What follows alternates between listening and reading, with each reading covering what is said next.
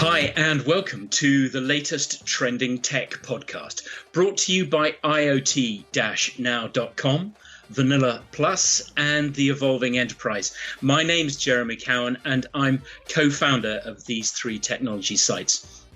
Today, the pod is taking a different format.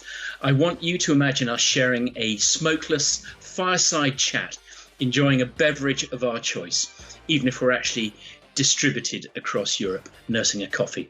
This is the power of the podcast. Our sponsor today is Kigen, a company that describes itself as securing connectivity made simple. Basically, Kigen enables businesses to grow their Internet of Things rapidly by integrating trust and security through SIM, eSIM, and iSIM technologies. Kigen came about as a result of incubation and investment after it was acquired in 2017 by Arm Holdings from eSIM pioneers Simulity Labs, which started life in 2009. The next step was for Kigen UK Limited to be spun out into a newly created company in 2020, and it separated officially from Arm in 2021. So Kigen's mission is to drive eSIM and iSIM to be the cornerstone of IoT security. And to explain the complexities of something that sounds deceptively simple, I'm delighted to introduce the first of our two guests today, Loic Bonvarlet, who is Kigen's Vice President of Product Marketing. He is IoT professional with over 20 years of experience, including 10 years in the USA, holding senior roles in product marketing, technical sales, application engineering, and research and development. Loic, welcome to the Trending Tech podcast. Hi, Jeremy. Very pleased to be here. And it's always a pleasure to welcome Matt Hatton back to the podcast. Matt is a respected commentator and technology industry expert, also with more than 20 years experience at the forefront of technology research and, in his case, consulting. Through his work at Transforma Insights, a research firm that he co-founded, he is known as a thought leader in the Internet of Things and digital transformation. Welcome, Matt. Thank you, Jeremy, and I will do my utmost to live up to that feeling. No problem for you, I know. Gentlemen, let's jump straight into the discussion. We're going to focus on parts of the new Trending Tech report, which listeners can download free of charge at trendingtech.io. It's headlined, Will eSIM Enable IoT Security at Scale? Matt, I'm going to come to you first, if I may. In general terms, what's going on with eSIM, iSIM, and their variants, along with remote SIM provisioning, or RSP in the inevitable jargon, subscription management, and so on? Who's adopting it and why? You've got to have a three-letter acronym, don't you, Jeremy, for just about everything? Yeah. eSIM. Okay, so the technology is more or less there. I think there's still some debates about. There's a couple of variants of eSIM. One aimed mostly at the consumer, one aimed mostly at M2M. There's a little bit of discussion in the IoT industry about maybe using the consumer one for IoT as well, and that's a topic perhaps we'll come back to.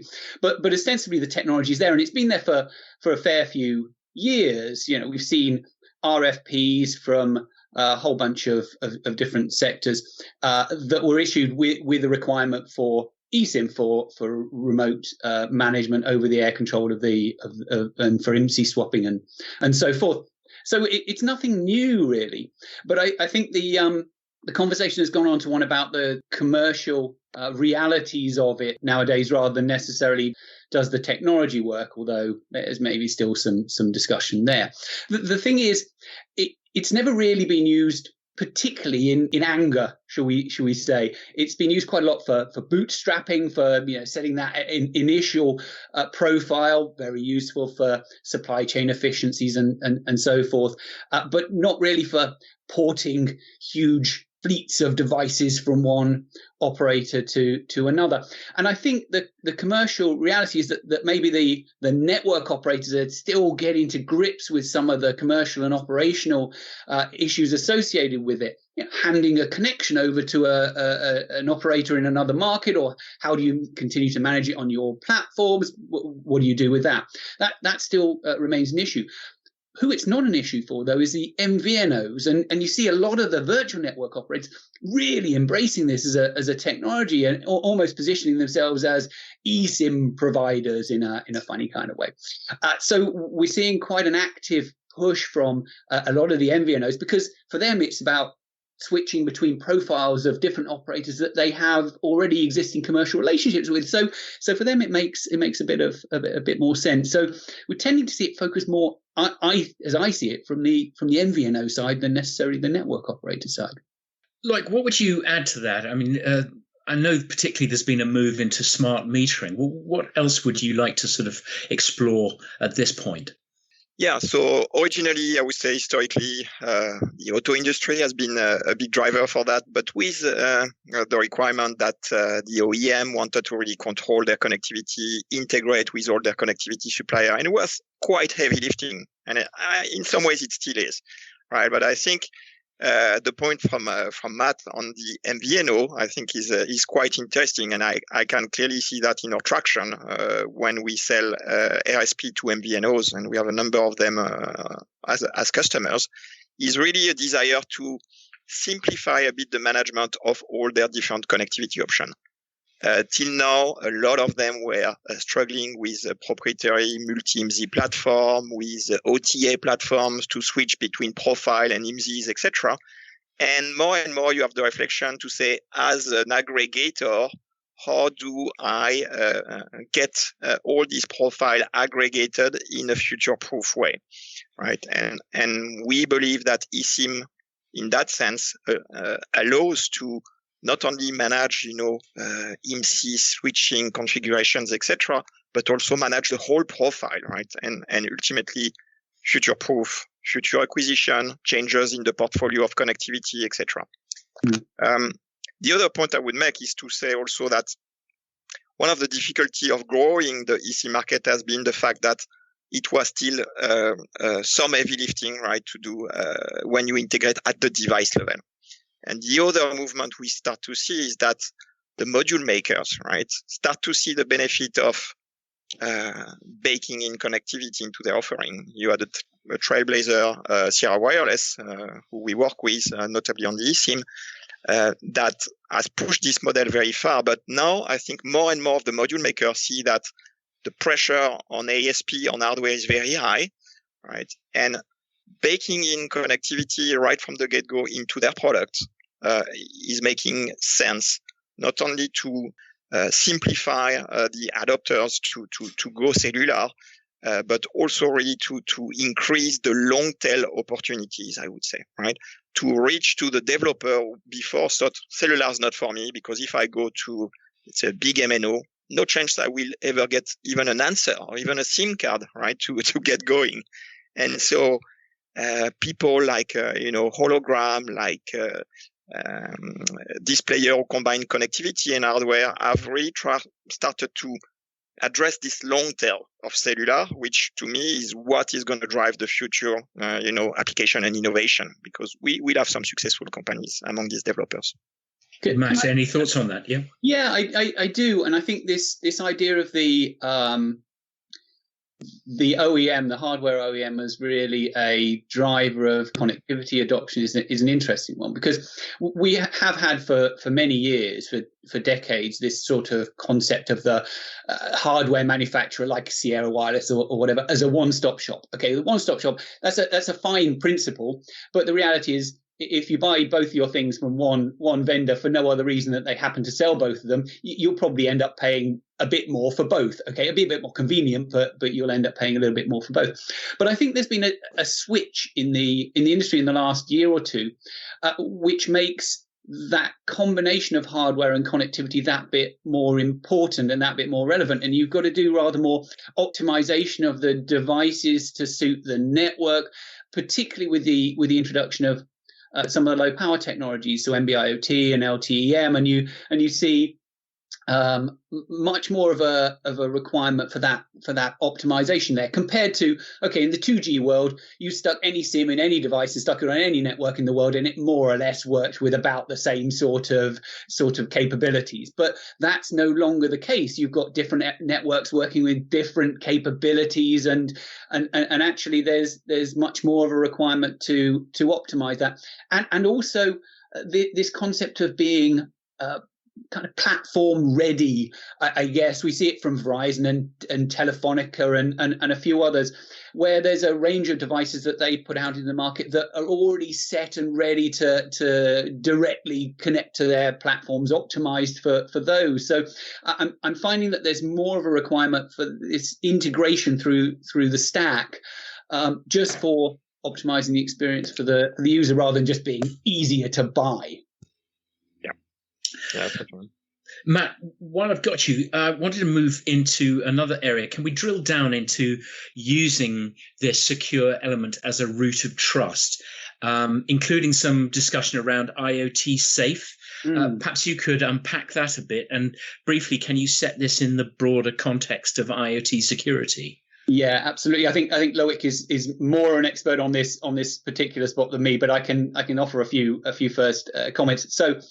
The idea with IoT Safe is to provide a mechanism for transport layer security, but in a connectionless way. Okay, and let me unpack that a little bit.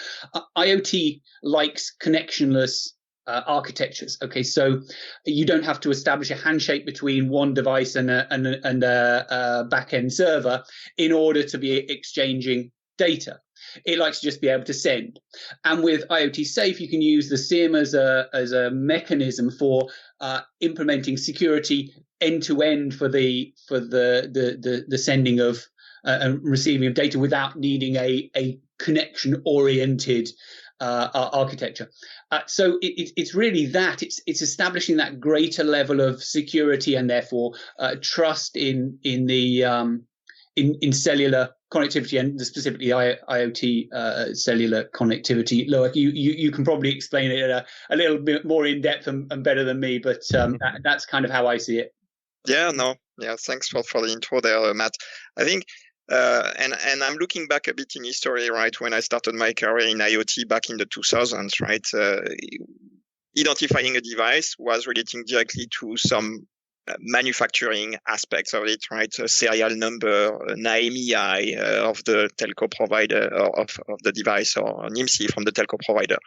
And basically giving a somewhat public ID to identify a device and accept it onto your solution.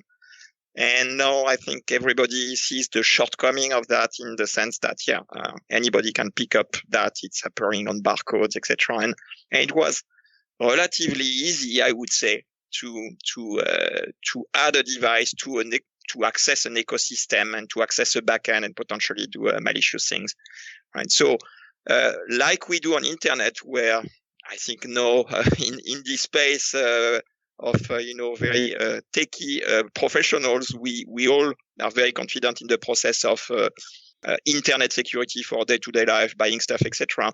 IoT Safe is effectively giving the same peace of mind to have a session secured between a device and a backend server through what we call the TLS, the transport layer for security. And so this allows to give private set of keys to a device, which are uniquely diversified, in a very similar way to how everybody relies on the security of their mobile phone and their SIM to authentify to their network. And I have to say that this industry has a pretty good track of record to say there was no major breach in cellular, other than maybe with very consequent means of investigation and spying effectively. But for the day-to-day operation, I mean, people trust that their conversations are private, etc. And that's extending this concept to the application, right? The application was really lagging behind in terms of security. And now we are trying to really implement a catch-up to say we have a similar level of security for the application and transporting the data safely from the device all the way to the back office of your server where you're going to process this data. So that's kind of the evolution. I see it very much as a catch-up from the application. Staying with you, Loic, can we talk a little about the disruption of the supply chain in the SIM space, trying to come closer to OEM and device maker constraints? What do you say to that? Yeah, so that's something also we've seen and we are trying to enable, in the sense that to date, the SIM supply chain, right, was a complete different stream from the hardware device supply chain, right? And the problem of that is that you create friction effectively, in the sense that as a device maker, first, most likely, if I'm a newcomer, I don't have expertise on these telco flows necessarily when I've not done cellular myself before. And so to find a way to introduce, let's say, the constraints of telco and cellular into my manufacturing, into the different steps of releasing a device to the field is kind of cumbersome, right? And for old-timer of the industry, it's fine. It's all controlled. But for new guys, that's part of the friction that maybe refrain them to go cellular.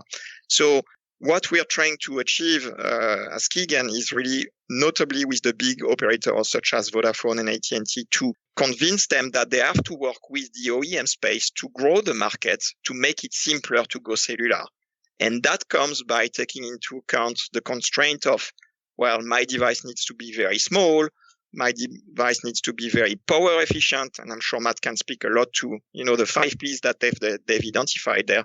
But to say, how does the SIM fit into those constraints and how is it inserted into the device manufacturing chain? Maybe it's going to be still with a plastic SIM. Maybe it's going to be with an eSIM, maybe an integrated SIM because, again, power constraint, size, etc. But this is a choice that the telco industry and with Enabler as Kigen, we can help the OEM do and find the best solution for their device, right? There is no, I would say, anymore a one-size-fits-all SIM for the device maker. And that's this change and say Kigen is able to deliver connectivity to these OEM in the right form factor for them that we are trying to instigate. And that we actually see with some initiatives around iSIM notably. Interesting. Matt, Loic has already referenced the 5 Ps that you've identified. Could you elaborate a bit on that? Because not everyone will have read the report yet, and hopefully they're going to after listening to you. I can indeed. So the 5 Ps are the things that we see as constraining IoT and the limitations that anybody developing an IoT solution has to work under. And they are power, access to power. You've got a lot of devices or a lot of potential devices that may not have direct access to mains power, and therefore you want them to be battery powered. So keeping power consumption down obviously extends battery life, and that's a great benefit. Processing, so the available processing on the device, the place, i.e. the geographical location where they might be, the price, because you want to hit as low a price point as you possibly can, and what we've described as proportions, so that I wanted to hit another P, so I've had to find another word that fits in with the sort of size, but proportions seem to be the apt one. So sometimes you've got to fit your capabilities within a certain footprint on a device, and all of these things are restrictions that need to be overcome, and typically it's a trade-off between them, but the introduction of all of these various different new tools like eSIM, iSIM, the low power wide area technologies, the IoT specific protocols, there's a whole load of things happening that remove or mitigate some of those constraints. And that's particularly, I think, relevant in the context of price, because if we want to hit billions of connected devices, we need to do that at as low a price point as we possibly can. And that points towards things like using low power technologies, because the chipsets are typically cheaper, using something like iSIM, because the expectation is that reality is that it's going to be cheaper because it's embedded. It's also going to be lower power consumption, and so on. And a lot of the time we're thinking about all of these various trade-offs between the different elements and the new technologies and how they impact on those. Loic, is there anything you'd add to what Matt has outlined? Yeah. So maybe coming back to this supply chain change, right? It means also that, this secure enclave, right, are more widely available because of the integration. And so now you have more and more devices or modules that effectively de facto have a safe, which is part of the hardware, right, which is not strictly dependent to, let's say, a connectivity provider. And that's also the other revolution we are trying to support and extend, is to say this secure enclave is usable for the telco authentication. That's its primary usage, but for the application. And so we have the IoT safe application, which is chip to cloud authentication. You can also, if you push a bit further, more and more capabilities on processing locally, right? You receive an amount of data locally, and to reduce your also power consumption, footprint, environmental footprint, etc., you want to do more and more local processing, meaning that companies more and more spend efforts implementing their know-how, their knowledge on the data that is collected in a field at the edge, right? And so this secure enclave, these root of trust capabilities, can be used also to secure the data locally, to process it, right, and to protect the IP and the knowledge of these companies. And that's something that we work a lot with companies such as Edge Impulse or players in the AI and ML spaces to exploit right from the get-go in their framework this kind of secure enclave and root of trust capabilities. That's a really interesting conclusion, because it's obviously the rise of edge computing is one of the key trends affecting IoT, putting more capabilities, more processing on the edge device, which processing was one of our P's, but maybe you trade off having more processing in exchange for having a lower bandwidth connection, and therefore extending the battery life. There's all of these trade-offs. But if you're putting more processing on the edge device, you're not just sending a stream of data, you're putting, as you say, some of the IP onto the edge device, intellectual property rather than internet protocol. In this instance, we need to sort out our two-letter acronyms in this case. But yeah, putting some of your IP onto that edge device is pretty critical. So I find that an intriguing area. Matt, can we step back for a moment and broaden this out? Let's have a look at the bigger picture of service provider IoT strategies and the changing approaches. Transforma Insights has a new CSP IoT benchmarking report due out at the end of this month. Without giving any huge spoilers, what highlights can you share from that? Yeah, it's one of our tentpole reports for the year is the CSP IoT benchmarking report. And in fact, little plug, we have a free webinar on the 9th of November that anybody can attend. Check it out on our website. Highlights. Well, actually, I'm going to revert back to something that I wrote, which gives some context. We published a report about something we're terming $1 IoT. Okay, so this concept that the revenue from cellular, or the spend on cellular IoT connectivity, is trending towards $1 per year. And I think we're seeing that something approaching that in China already. If you look at the net adds for a lot of operators, it's heading that way. I mean, we're around about $1 a month for most operators at the moment, but it's probably heading towards $1 a year. And if that's the scenario that we're looking at, but certainly a large proportion of the base are going to be at that sort of a level. What are the implications for that? And that was really the focus of this report. Now, obviously, to a certain extent, it's bad news, but to a certain extent, it's also good news, because it opens up the opportunity for using cellular for a whole range of new technologies. But focusing on the bad a little bit, the question is, what do you do as a network operator, as a communication service provider, either an MNO or an MVNO, to mitigate this? And there's some tried and tested approaches like consolidation, which we are seeing some of in the MVNO space, but it's never going to happen in the network operator space. IoT is 1% to 2% of revenue. You're never going to see operator consolidation off the back of potentially declining margins in cellular IoT connectivity. But what you might see from them is change of tack in other ways. One is the the trusty moving up the stack, which everybody talks about. Okay, sell more vertical solutions, get into automotive and retail and utilities and get into all of these vertical sectors, which is all very well. It's a lot easier said than done. And I mean, a lot easier said than done, because effectively, unless you've got some kind of differentiator in that space, you're just another provider. And can you really expect to get any significant market share? It's a tough nut to crack. But you can see why that advice gets handed out, because 50 to 80% of any solution revenue is in that services space.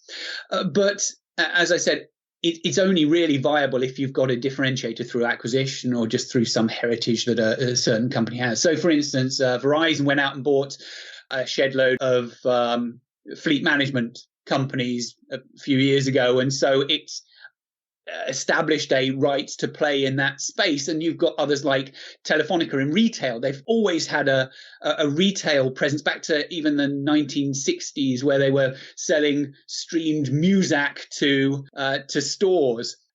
So they've had presence in that space for a while, but those are few and far between. But there's another approach which we're terming hyperscale IoT connectivity, which involves a lot of things that are basically aimed at having a set of platforms and internal structures and so on that are appropriate for supporting low cost onboarding, low touch support for devices and so on, to ensure that they're scalable. And that involves things like working very closely with the cloud hyperscalers. It involves getting their own house in order in terms of how they're structured and organized, what their software platforms look like, and so forth. And that's really the focus of the report. How well have they done at either establishing their vertical credibility in those solutions, or establishing their credibility as the hyperscale IoT connectivity providers and working towards that kind of functionality. No one's quite there yet, but everybody's making pretty good progress towards that end goal. Loic, what would you add to those observations?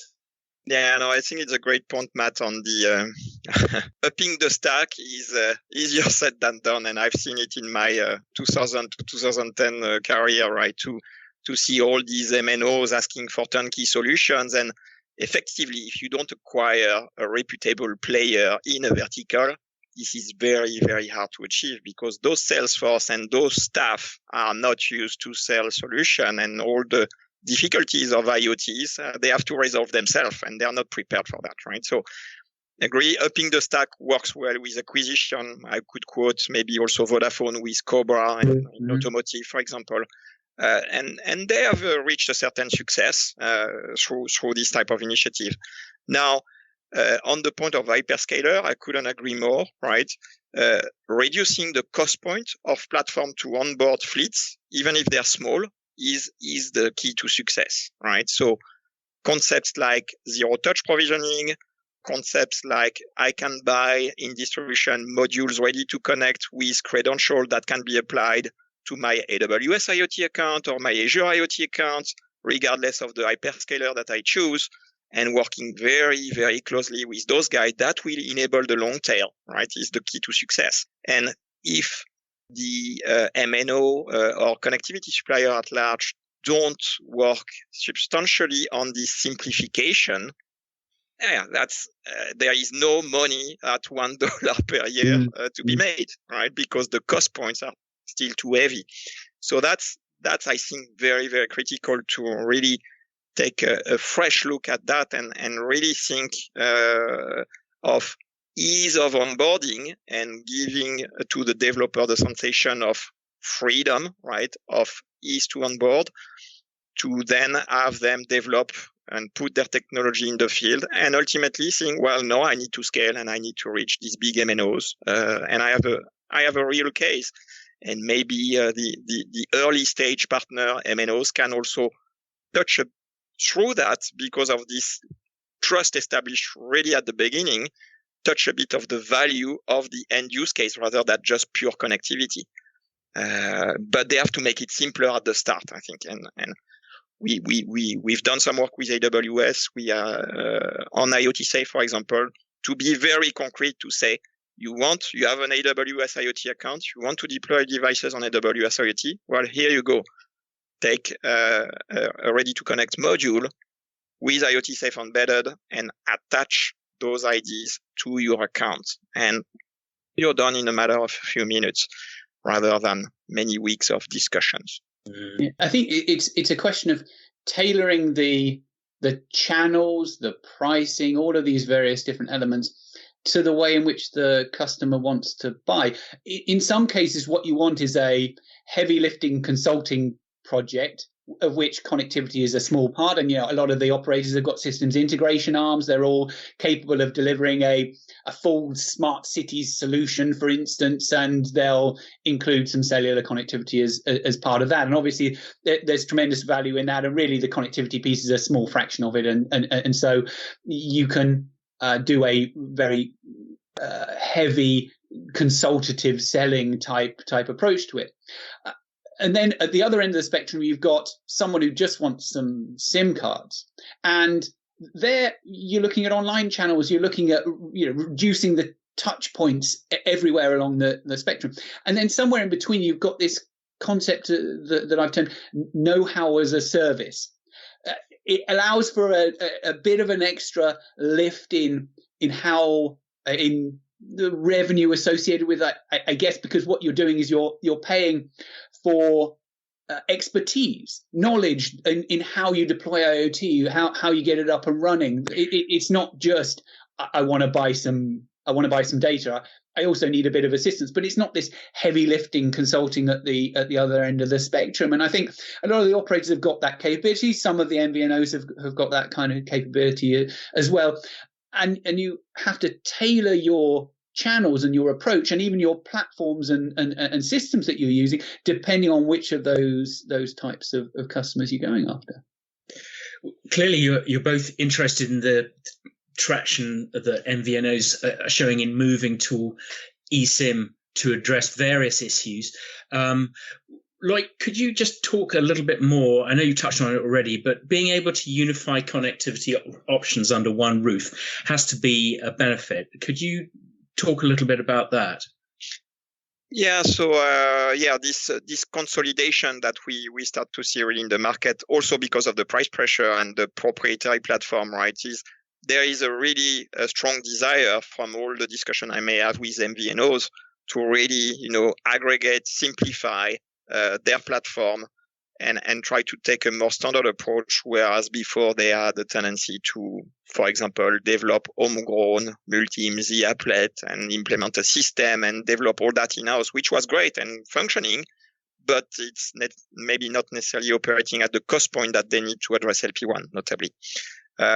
So I think that's really one of the items. There are still some difficulties around, RSP and LP1 compatibility. I have to say we are making strides at Kigen to try to simplify this game for the MVNOs. For example, we have innovation around reducing the dependency to SMS in M2M RSP while staying in spec.